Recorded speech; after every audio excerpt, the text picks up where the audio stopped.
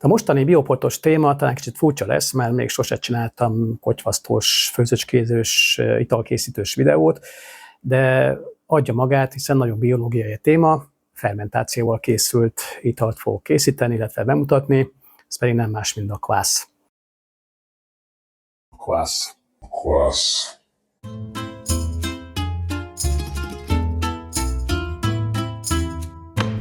Domaszný kvasz.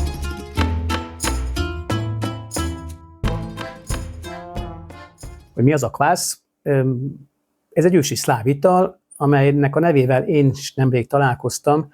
Egy Balatonmelléki kisboltban láttam üdítős italok formájában, megkóstoltam, vettem, majd ízlett, majd megint vettem, aztán el is fogyott a készlet, és utána már nem láttam sehol, ott se, sehol máshol.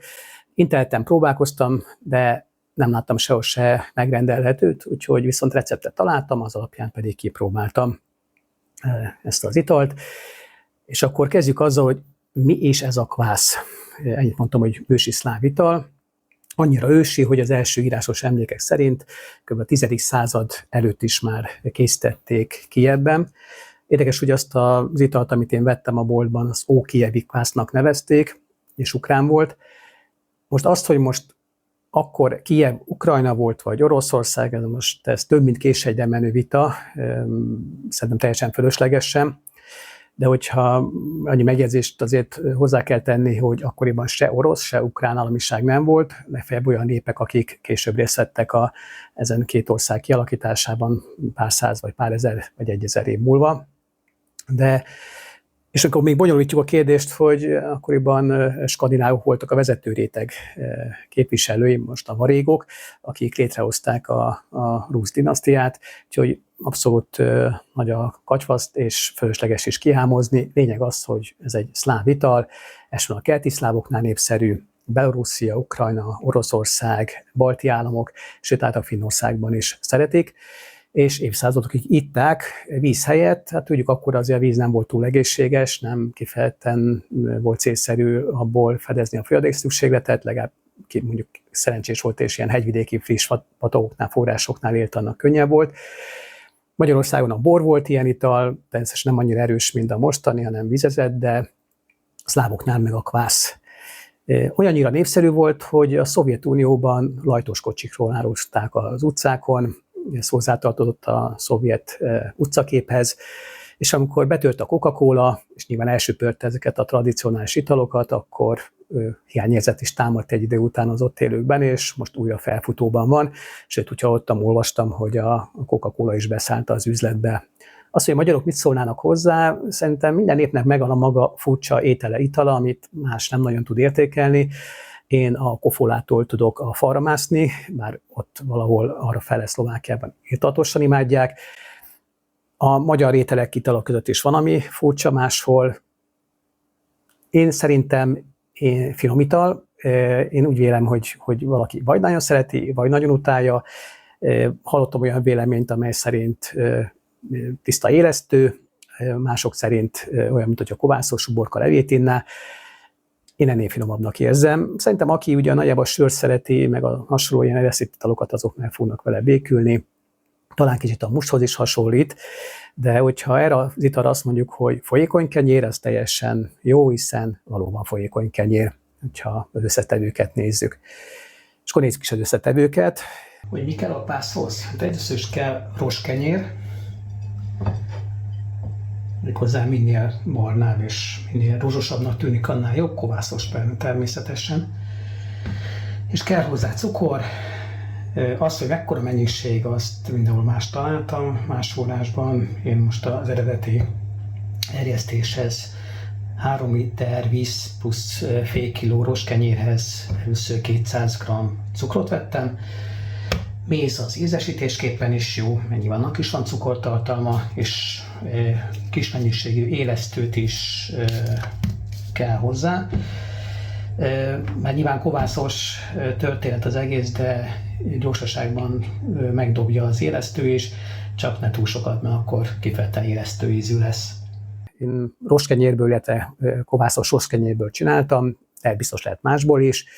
Ezt jól meg kellett pirítani, sütőben, és ezt felönteni forró vízzel. Ugye a víz mennyisége 3 és 4 litert írnak, én is még csak kísérletezgetem, körülbelül ebbe lehet számolni, kell hozzárakni cukrot, én mézet is tettem hozzá, illetve egy nagyon kevés élesztőt. Túl sokat nem érdemes, mert az élesztőtől azért erős élesztő íze lesz, aztán valaki vagy szereti, vagy nem, de valamennyi kell bele, hogy gyorsan erjedjen. Ezt egy napig állni kell hagyni, szobahőmérsékleten, vagy éppen egy kicsit meleg, most a nyári hőmérséklet ilyen szempontból jó, majd egy nap után le kell szűrni. Ajánlom, hogy jól leszűrik, bár az igazi vadkvász rajongók, azok úgy olvastam, szüretlenül isszák, mert abban minden benne van. Én úgy vettem észre, hogy az eltarthatóságát az erősen befolyásolja, meg kicsit gusztusosabb is, hogyha jól meg van szűrve. Egy nap után értünk ide. Hát ez, ami itt van, ez leginkább egy hányáshoz hasonlít. Az illata azért jobb, tehát határozottan erjesztett illata van. A kvászra eredetileg én úgy olvastam, hogy a házilag készített kvásznak azért volt alkoholtartalma, amit most üdítőként árulnak, azoknak nincsen, de azok nem is igazán erjesztve készülnek, hanem üdítők elején rendesen föl vannak javítva. Nem tudom a pontos gyártás technológiát, ezt csak így olvastam, de lényeg az, hogy alkoholtartalma nincsen. És hát, mint látható, itt tényleg valóban ez a rókához való hasonlítás, az teljesen megállja a helyét, de nem így kell meginni, hál' Istennek. Az le lesz szűrve rövidesen, és le lesz palackozva. És akkor szűrés után bepalackozzuk, én akkor rakom bele a cukrot, a második adagot, és meg azt az ízesítőt, amit gondolunk. Lehet bele bármit rakni, én citromot raktam, de ha valaki epert, vagy egreslevét, vagy bármit, amit gondol, beletölt, az jó lesz, hiszen az adja meg még a plusz ízét az eredeti íz mellett. És akkor, hogy meddig hagyjuk a hűtőben, amely be nem szénsavasodik, ez akár lehet egy nap is, vagy 2-3 nap, nem muszáj sokáig tartani, hogyha kellőképpen becukroztuk, illetve jó az alapanyag, akkor az be fog szénsavasodni és finom lesz. De mennyit beszéltünk róla, akkor most következik az, hogy a kopaszt nem oszt, hanem önt.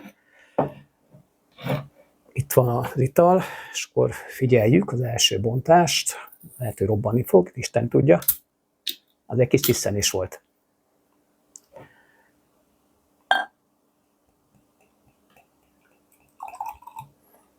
Hát ilyen kicsit olyan zavaros, fehér színű ital. Tényleg emlékeztet egy kicsit ezekre a musnek hasonló erjesztett dolgokra. Talán még a kumisszal is, bár sosem láttam kumiszt, de lehet, hogy így néz ki. De mondjuk erre nincs köze a pancatejhez. Nézzük ízre, milyen lett.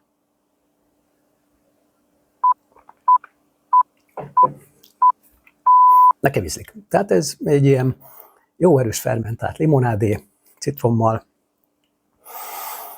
Szerintem üdítőnek kifejezetten jó, de el tudom képzelni azt, aki ezt kiköpi egyből, mint egyfajta undorító ital.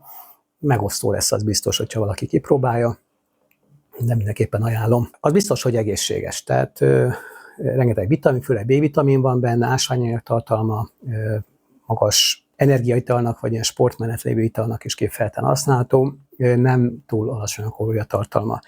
Az, hogy van-e benne alkohol, ezt a franc se tudja. Mintha egy picit éreznék benne, bár hivatalosan nem kellene benne alkoholnak lenni, én nem biztos, hogy tesztelném a vezetés előtt, mert most lehet, hogy egy objektív eredményt fog elérni az alkoholszó, de az alapján okosabbak leszünk, csak ennek lehet, hogy meg lesz az ára. Tehát alapvetően vezetés előtt nem ajánlom, de viszont sportolás után vagy nagy melegben kifejezetten. Tehát ez volt a kvász, egészség, aki bírja, a más meg csak nézze. Ez volt az első bioport recept. Nem ígérem, hogy ki fogom próbálni az összes tépnek az összes erjesztett italát, már csak azért sem, mert például nincsen kancám, amit megfejnék, de ki tudja még, mire fogok belebotlani. Egészség!